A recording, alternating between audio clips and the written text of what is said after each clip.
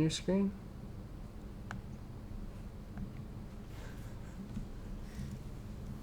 It cannot figure out. Oh, okay, that looks okay.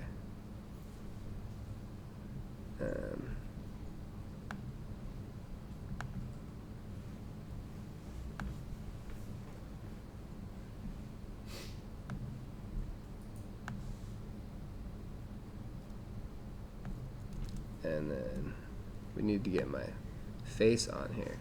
That would be sad if my face wasn't on here. Okay. Good. Lasers. Can't do time of flight up close because it just happens too quickly, and we can't resolve our time measurement fast enough or well enough. So pros: faster than sonar, good resolution, fewer specularity issues, but they can be expensive depending on what type you get. If you just want one distance sensor, that's not bad, but if you want to do something that can like scan objects, that can get expensive. And it has limited info, because sonar is kind of nice because it sends out a signal in all directions, whereas a laser beam is very pinpoint, right? So you only find out how far away something is in the line of sight of that laser beam. So it's not quite like sonar. If you miss it with the laser beam, you have no idea it's there. So okay, cameras capture an image of a scene.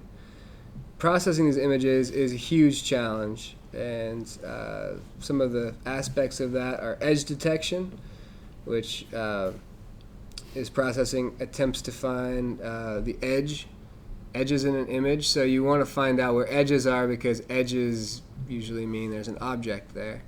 So you want to know where objects are, where edges are. Segmentation is a process of organizing an image into sections that correspond to an object in the image. So segment it out. Model-based vision uses stored models to compare with features in images. One of the problems is that images are 2D things and objects are 3D things, and they look different from every perspective. So you might have a 3D model of what you want to detect in an image. It's still not super easy to find, because depending on how far away it is, it could be different size, and depending on which orientation it's in, it looks totally different. So not trivial, but we're better at finding things that we know we're looking for than we are at finding things that we don't know what we're looking for. So, stereo vision gives two views of one scene, adding depth and three-dimensionality to images. So you can have two. Like our eyes are stereo, so if you ever tried to cover one eye and have any sense of depth, it's pretty difficult. The only way we can really sense depth from our one eye is to just go based on size and how big we know that object is. But if we don't know how big the object is, and other cues, light and whatever, it's harder and harder to detect. The stereo vision gives you a little bit of three-dimensionality to your vision. And that's not great, though. Yeah. Is that why we have two eyes instead of one? I think it looks better, too. Yeah, I mean, I think that's the theory, is that... You'd be more symmetrical if you had one right in the middle. This is true. Would adapt to have 3 eyes? Could have 3 eyes. It is weird how much in nature things come in pairs. There are a lot of things that are pairs in nature, and very few things come in groups of 3. So many things come as pairs. Groups of 4 are more common. Like you have 4 legs for a lot of animals. 2. I don't know of any 3-legged creatures. So nature doesn't actually like prime numbers. Yeah, I think it's, there's this, it's hard to say, but there's this symmetry thing there's a lot. I've heard different people speculate on why there's symmetric stuff, and I don't know. I can't remember if it was this book or the other book, but they brought up a good point about, wheels are way more efficient for getting around. Why don't we see any animals with wheels, right? Because they're always legs. Yeah, they're way more efficient for getting around on flat surfaces. On a nice paved road. Yeah. Why didn't nature just evolve paved roads? Right. I mean, if it was really thinking, it would have just gone ahead and invested in the infrastructure. That's what it should have done. Yeah. Okay. Good. So discussion. Let's discuss applications for the types of sensors that we've introduced so far. So let's focus on the complex ones. So like, what would you use I don't know, something we haven't talked much about, a camera. So say you had just a vision system and you just had video.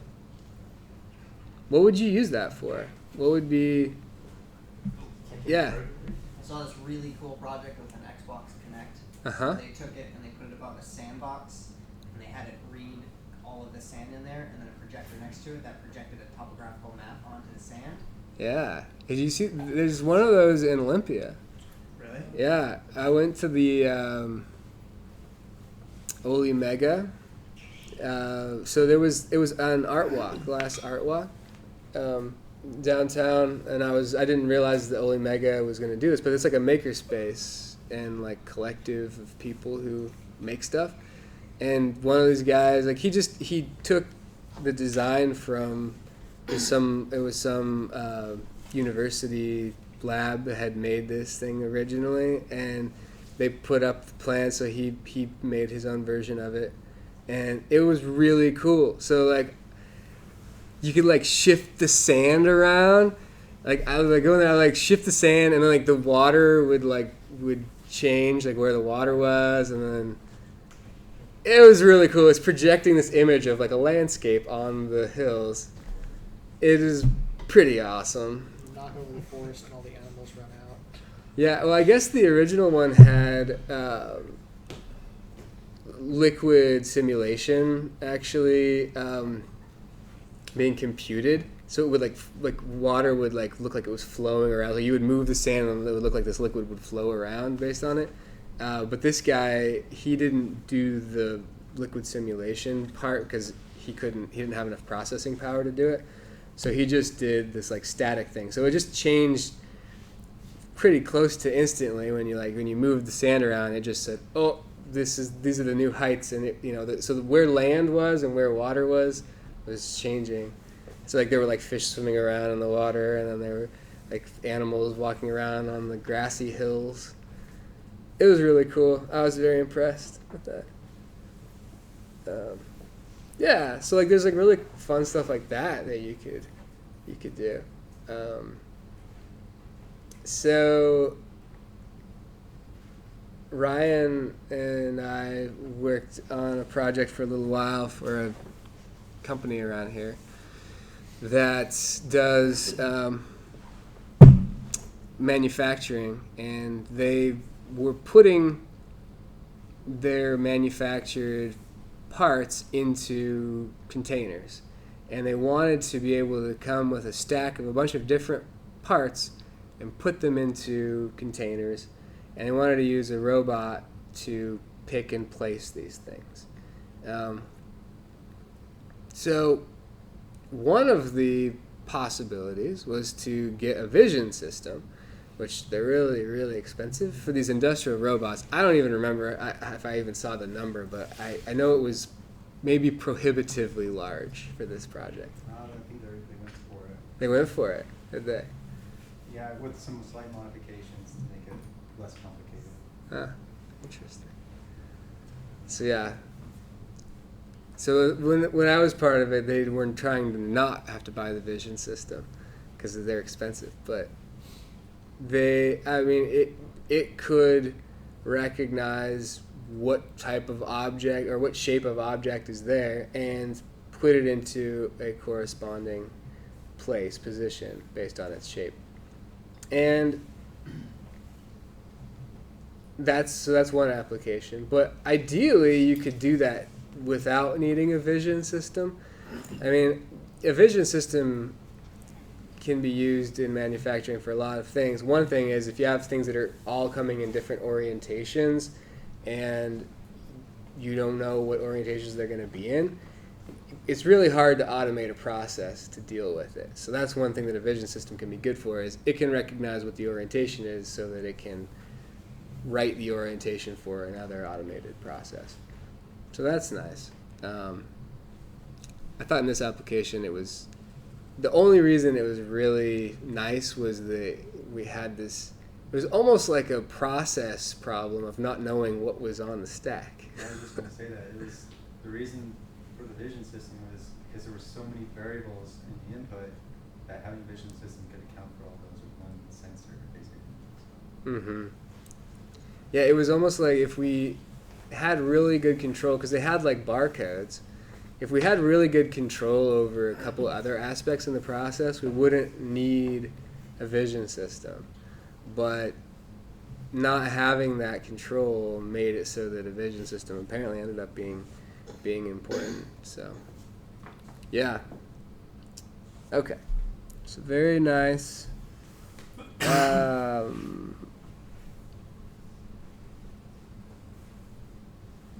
So, which of the sensors we've discussed are typically used proprioceptively? So we've discussed a whole lot of sensors. Gyroscopes, accelerometers. So yeah, that's like trying to detect your own orientation and everything, and position. I would say probably shaft encoder. It depends on what you think of as your part of the robot and part of the system, but probably a shaft encoder. Limit switches, maybe?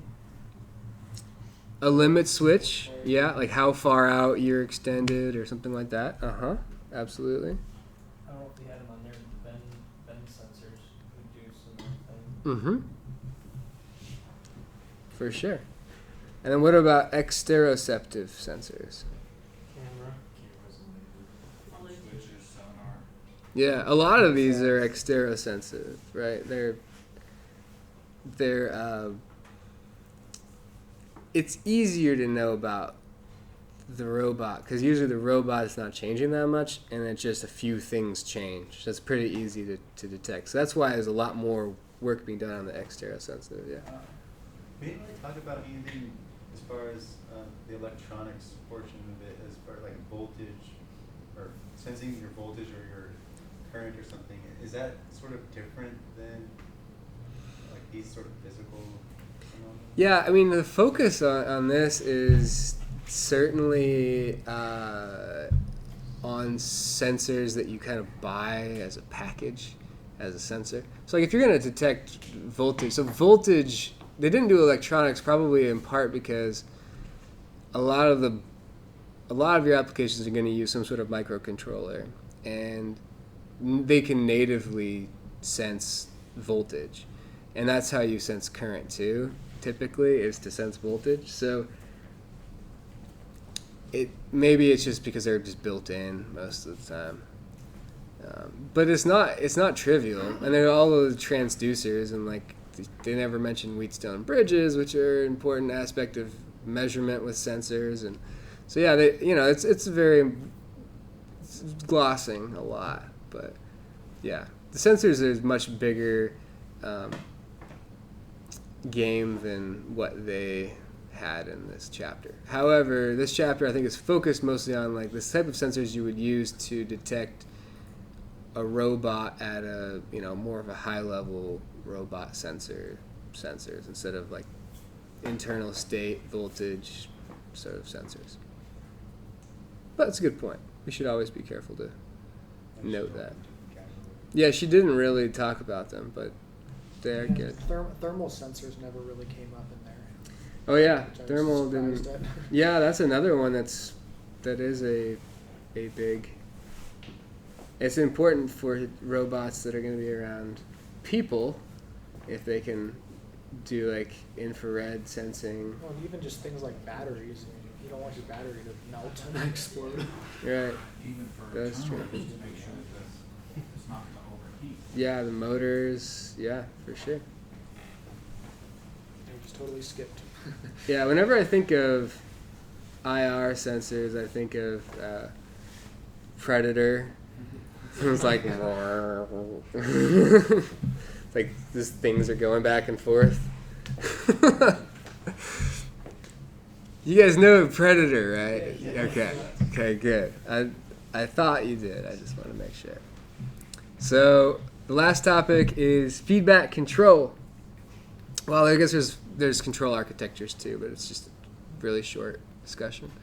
So feedback control attempts to make a system reach a desired state, sometimes called a set point. The term feedback here means that the controller has some current information about the system. It's being fed back to it. And this is going to be the topic of like quite a bit of discussion in this class is control systems. So we're going to dwell on this heavily later, so I'm not going to dwell on it too much now. But the desired state or goal of a control system is the state, both internal and external, that the controller has as its goal. So it wants to make things a certain way, and it tries to do that by using effectors is the thing that interacts with the environment from the robot, but actuators are what drive those effectors. And so those are sort of the tools of the controller. It has sensor information and it has actuator privileges. And so it's trying to make something happen based on those two tools. So there are many types of controllers, including those that use the concepts of proportional control, integral control, and derivative control. All of these are used together. If all of them are used together, it's called PID, a PID controller. We're going to learn about those in this class. We're going to learn about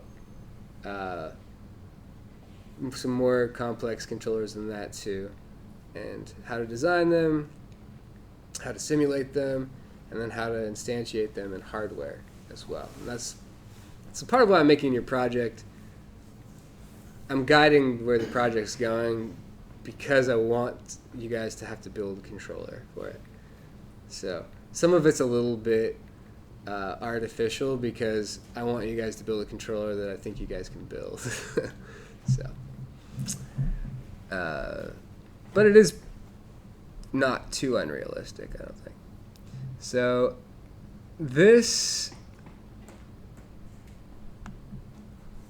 is pretty cool. And last year the group, the project that the robotics class did was essentially, well, very similar to this. And later on in the semester, I will have this piece of hardware running again. I cannibalized it at the end of last semester for a lab, and then I had to use this motor driver chip on it, and I was like, I gotta use this chip for this lab, so I used it, and then now I gotta resolder some stuff on and rebuild it. So, anyways, I'll do that one of these days. And so they built something that was a lot like this. So I thought I'd show you guys.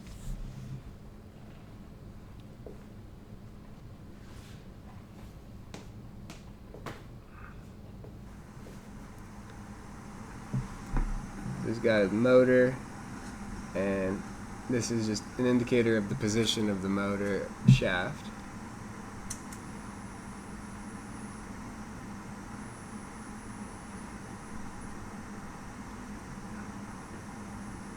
So proportional only control, which we learned a little bit about that in system dynamics.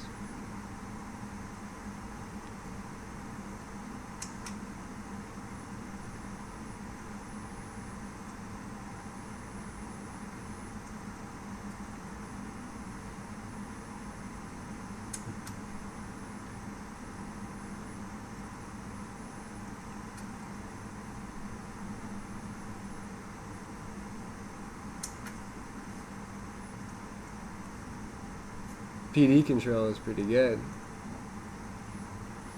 Problem with PD control is that it should have some steady state error, and you can kind of see that.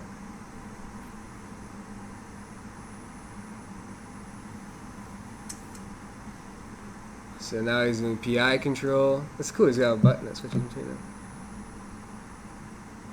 That integrator comes in. He's using. You can tell he's got wind up happening now because when he pulls it to the side,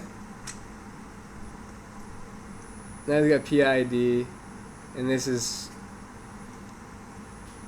Well, he probably needs to tune better. It's not great, but it should be the best.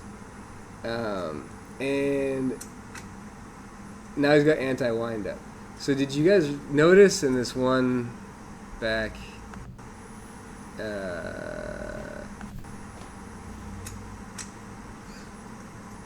PI control?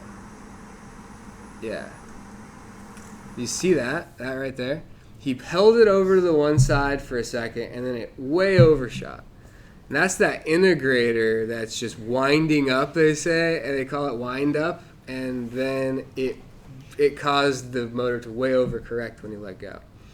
And so that's why you add anti-wind up code. Essentially, you have to forget about stuff that happened too long ago. Otherwise, you'll end up with that wind up happening. So, anyways, they built something that did essentially that. But you could use LabVIEW.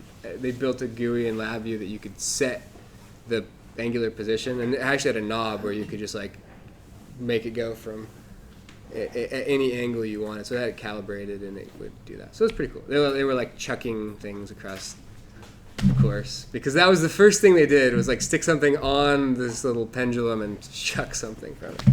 So yeah. So, what are some important, or what are some ways we could implement a feedback controller? It's a very open-ended question, but like, what kind of hardware, what kind of software, what kind of like, how do we do it? It's something we're going to learn about, but any ideas now? A lot of different things. I mean, the self-driving vehicles use feedback control because they're following yellow lines. So when they get to the red. Mm-hmm. Yeah, so they have sensors. So they always have to have some sort of sensor, right? So you got to have that, some sort of sensor, hardware sensor that tells you something about your environment that you have. And then you got to have some actuator that allows you to affect the environment, right? You got to have that. You got to have some sort of logic in there, or some sort of controller that tells it what to do. Now you can do this all analog too. You can do like PID control with amplifiers, but nowadays we like to do a lot of things digitally because it's super cheap to do digitally and they're more flexible. Although probably the analog stuff is a little bit more bulletproof because once you have it running, it's probably just going to run for a long time. Yeah. For a lot of industrial applications, you have these, we call them like process controllers. Mhm. And basically, you just send it, you just give it an analog signal, usually 420 milliamp, and then it'll process that and then output another 420 milliamp for the whatever you're trying to control to follow. I've used them for a long time without knowing the mathematics behind them, so they make it like really easy to use kind of thing. Yeah. The hard part is tuning the loop, is what they call it, tuning the loop. For PID controllers. Yeah. Yeah, you can actually learn like an algorithm for tuning them without understanding much at all about them. I mean, when I do the Engineering Awareness Day demos, we have a bunch of high school and younger students come in to campus and we show them different demos, and I actually do a demo kind of like what we saw in that video that's why I had them build that for me last year so I could use it as a demo. So I kind of like teach them PID control and give them a demo of it in 10 minutes. So like it's not great and it's not perfect, but you can teach the idea of a derivative pretty easily and of an integral pretty easily, and yeah, it's really not. It's not terrible. It's kind of cool. It's kind of fun. I think there's a yeah. So for industrial processes, I think a lot of times just PID control is great. For complex things that are going on that need to be happening all at once, then that's probably not the way to go. But it's very robust in an industrial environment to use those. So yeah. So then the last one is recall the observability. Recall that observability is the quality of how many of a system's states are measured, right? So you are wanting, of course, for things to be fully observable, but we don't always have that. Controllability is its complement. It is the quality of how many of a system's states have actuators and effectors that can be used as inputs to the system by the controller. So it's like, how much control do you have of your system? For our project, what are our states going to be? How can we make them observable, controllable? Just like kind of kicking off the project discussion. So let's say we have a platform. What kind of what kind of states do you anticipate? The position and velocity of it. Position and velocity of the platform? Yeah, that's definitely going to be, those are going to be two of the state variables for sure. Yeah. And then could there be some others? There's mass, it can be unloaded or loaded. Yeah, so Would that be probably we're going to assume that the part is going to be on the platform and not losing contact with it for our analysis. So that knowing that it's touching the platform is good. But I guess we're going to have to model it separately in case there is separation in the simulation. So we do need to be cognizant of that. So probably the position and velocity of the part as well. Yeah, I see some. You guys don't really have to raise your hands now. You can just talk. I think the position of the object is going to be important, whether we want to look at it as in us defining 3 coordinates or us maybe only defining 1 coordinate of the object. Mm-hmm. The way that it was described in the Slack thing, it seemed like we only had to worry about 1 degree of freedom. Yeah. Just coming straight down. Yeah, it's coming straight down, and it's going to be, for the most part, it's going to be in a predictable place. That's nice. Yeah, it is nice. And it's a lot more complex. If you wanted to do, you can do like a table that can like catch something that's like at an angle. That requires a lot more than this class is going to prepare you to be able to do. I think it's a really cool problem, but you can do a tilt table that can like catch and tilt something in. Like it'd be cool. I mean, you could catch like a ball that's coming in at any trajectory or something like that. Like you could like catch it, and that would be sweet. But also that's like really hard. So. We need a camera for that. We're gonna do the rotation of the table also depending on how it's getting off. So we have to bring it up to a certain height, but then we have to get the part off from that platform. No, we're going to assume that that's another part of the process that is different. So we're going to do the platform. It's going to catch, and then it has to get back to the original height. Or back to the height, or to the height that we want it to be. It can choose to start off at any height it wants. We could start it off anywhere we want, but there's some height that it needs to be at the end. So.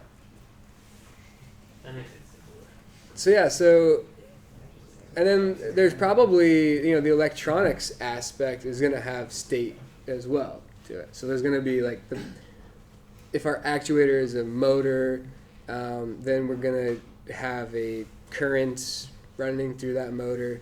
We're going to have a voltage across the motor. So those are also state variables as well. Yeah. Do we need to be concerned with will the gears change their orientation upon dropping? So like, here.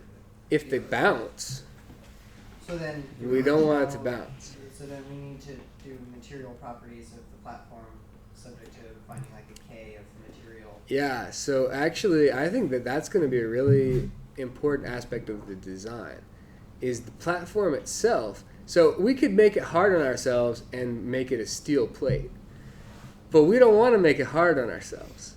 We want to make it easy on ourselves. We want to say, okay, we want it to be something that can compress a little bit, have some give to it, help slow this down, but is not going to be so springy that it's going to like then shoot it right back up, right? It can't bounce. So we have to design that. And this is one of the things that they tried to design robots that could pick something up, grasp with a robot hand for a long time, and they always used hard robot parts to do that. I mean, they might have used rubber tipped things, but it was like hard. So they eventually started using soft robot hands, and then they discovered, wow, it's so much easier. And it makes sense, right? Like, our hands are pretty soft, and so this platform, it has to survive in an industrial environment, so it can't be made of cotton. But it should be something that is somewhat soft, but it needs to be something we can predict how much it's going to compress, because we need that part to be at a certain height afterwards, and it also can't be too springy either. It'll just bounce. So Vulcanized rubber. yeah, maybe some rubber. Thick layer of peanut butter. Peanut butter. Just the right amount of peanut butter. Yeah. Stretched canvas. Okay. And then the controllability. So we want to be able to. Ideally, we could control all of the state variables, right, through our system. But we may or may not be able to. We for instance, we don't have. So, can you guys think of a state variable that we definitely aren't going to have full control over? The gear. Anything to do with the gear, yeah. Gear. Yeah. So the gear, we're only able to influence it through that contact, and so that is something that we only have partial control over. So it's not a totally controllable system. It's something that we have partial control over, which kind of makes sense. I mean, a lot of times we have something that we can't totally control. That brings us to control architectures, which I'm just going to talk about for just a moment. They're frameworks for designing controllers that include guiding principles and constraints. So feedback control is a very large and venerable field. These other types of control architectures, they're not so much alternatives to feedback control as they are ways of thinking about how to control a robot. Okay, and the four main types are deliberative, which looks into the future. It tries to say, okay, I want to be there, so I should make this decision now to be there later. So that's deliberative. That's a lot of the first robots were like that. They were deliberative, and they took a long time to compute anything, and they just like sat there trying to decide what to do next. Reactive responds to the now, so it says, okay, I'm looking for any sort of sensor inputs, and I'm going to respond accordingly to these sensor inputs now. I'm not thinking about, like, I want to be there. I'm thinking about, what am I feeling right now? What am I going to do?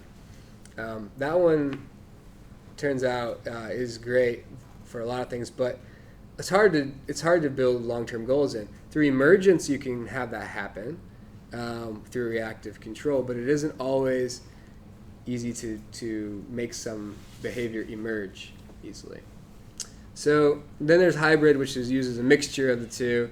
There's behavior-based control, which is actually, in some respects, kind of hybrid control. I don't know, my view on behavior-based control is that it is some other researchers decided to talk about it in different terms, and that's my view.